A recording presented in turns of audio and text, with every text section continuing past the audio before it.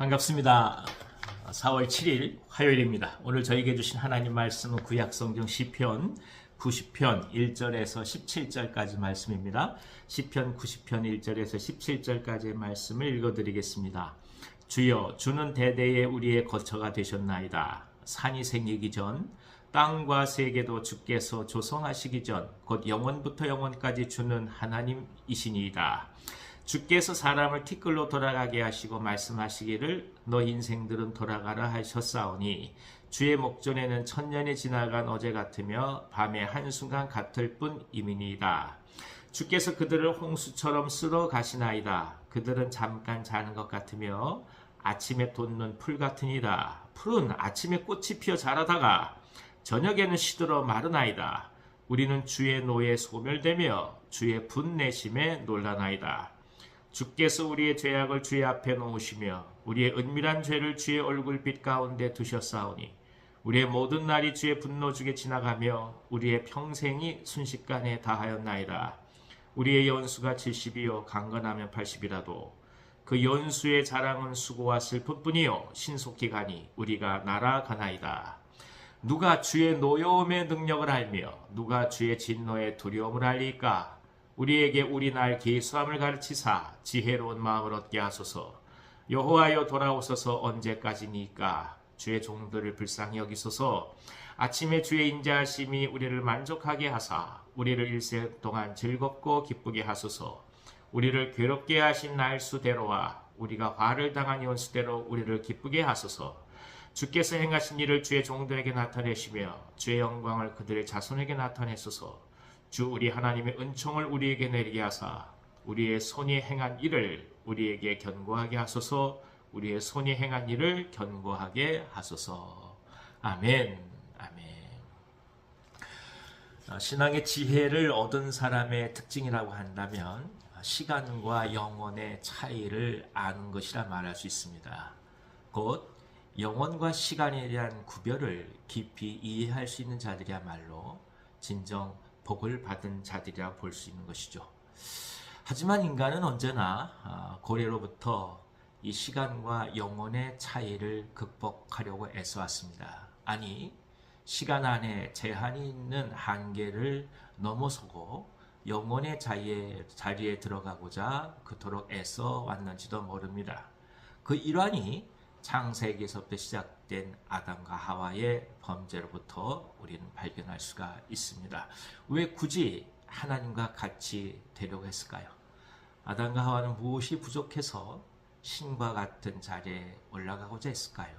결국 영혼의 영역을 탐냈기 때문입니다.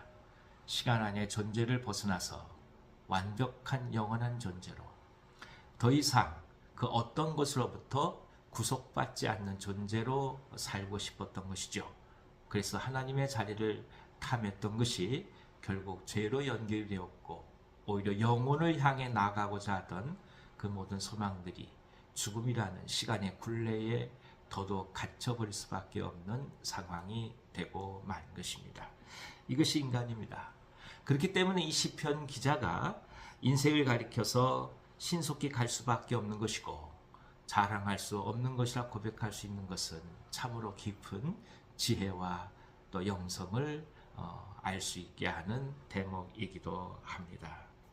자, 그러면 우리가 이런 시간의 한계 속에 있는 존재라는 것을 생각하면 생각할수록 계속해서 그런 허무로 가야만 되는지 이것이 가장 중요한 질문입니다. 어차피 죽을 것, 어차피 사라질 것, 어차피 아무것도 아닌 먼지로 될 것, 굳이 뭐 이렇게 애쓰며 살아야 되는가? 내가 왜 이 땅에 이렇게 존재해야 되는가 하는 이 허무에 대한 공격이 사실은 더욱더 깊이 인간에게 다가올 수밖에 없는 것이죠. 그러나 오늘 시편 기자는 인간의 덧없음을 노래하면서 한편으로는 하나님의 주권을 노래하는 것에서 우리는 그 실마리를 찾을 수 있습니다. 무슨 말입니까? 허무로 끝나는 것이 아니라 존재의 목적과 이유를 하나님에게서 발견하게 될 때 비로소 오늘 우리는 살아갈 수 있는 희망과 용기를 얻는다는 뜻입니다. 결국 핵심은 사느냐 죽느냐의 문제가 아니라 이것이 의미가 있느냐 없느냐의 문제라는 것입니다. 의미가 있고 그것이 분명히 중요한 것이고 오늘 내게 충분히 도전할 만한 가치가 있다는 것을 여겨지게 된다고 한다면 시간의 한계에 있다 할지라도 인간은 허무에 빠지지 않는 것이요. 충분히 극복해가며 오늘을 기쁨으로 살아갈 수 있다는 뜻인 것입니다. 창세기 1장 1절에서 굳이 하나님의 창조를 언급한 이유도 바로 여기에 있습니다. 그것은 단순히 어떻게 세상이 지어졌는지 과학적인 방법을 얘기하는 것이 아니라 오늘 존재하는 모든 것들이 헛된 것이 아니라 의미가 있고 목적이 있다는 것을 얘기하는 것이 창세기 1장 1절이지 않겠습니까? 시편 기자는 이것을 발견하는 것이죠. 그래서 그 주권을 가리켜서 누가 주의 노여움의 능력을 알며 누가 주의 진노의 두려움을 알릴까 이렇게 고백하는 것입니다. 인간이 갖고 있는 시간의 한계를 벗어나 영원한 영역의 주권을 갖고 계시는 하나님을 바라보게 될 때 비로소 인간은 오늘 이 자리에서 살아갈 이유와 목적을 찾게 된 것이고 그렇기 때문에 그것이 진정 지혜가 될 수 있음을 이야기하는 것입니다. 믿음은 단순히 이 시간에서 영혼에 대한 생각과 그리고 소망을 갖는 것으로 끝나지 않습니다. 믿음은 오늘 제한적인 시간 속에서 어떻게 영혼이라는 것을 오늘 연습해 갈 수 있을지 그 희망을 제공하는 것이기도 합니다. 그러니까 내일 세상을 떠난다 할지라도 아니 지금 당장 떠난다 할지라도 지금까지 기쁨과 소망으로 살아갈 수 있는 이유를 우리는 하나님의 주권과 이를 고백하는 믿음 속에서 찾을 수 있다는 뜻입니다. 이 시편 기자가 이 글을 기록할 당시에는 사실은 구약의 시대 아니겠습니까? 그때는 부활도 모르고 메시아도 몰랐을 때입니다. 이제는 우리는 신약시대에 살아가면서 예수님의 부활을 목격한 자들이요 그리고 이후에 부활을 아는 사람들 아니겠습니까? 부활을 모르던 구약의 사람들도 이와 같이 기쁨으로 고백할 수 있다고 한다면 신약을 살아가는 우리가 얼마나 더 깊이 하나님을 찬미하며 오늘을 기쁨으로 맞이할 수 있겠습니까? 그래서 더더욱 우리는 이 말씀이 우리 가운데 중요하게 찾아오는 것을 고백할 수밖에 없습니다. 그렇습니다. 진정한 주권자, 창조주를 발견한 사람은 오늘의 의미를 아는 것이고 그 의미 속에서 진정 기쁨과 소망으로 살아갈 수 있는 것이며 내일 훗날 우리가 떠난다 할지라도 부활을 기다리면서 간절함으로 오늘 하나님의 뜻을 우리 가운데 품고 살아갈 수 있다는 것입니다. 하늘의 귀한 은혜를 전합니다. 진정한 지혜는 바로 주님을 아는 것이요 그리고 영혼을 사모하는 것 아니겠습니까? 오늘 하루 기쁨 가운데 승리하시기를 기원합니다. 기도하겠습니다. 하나님 아버지,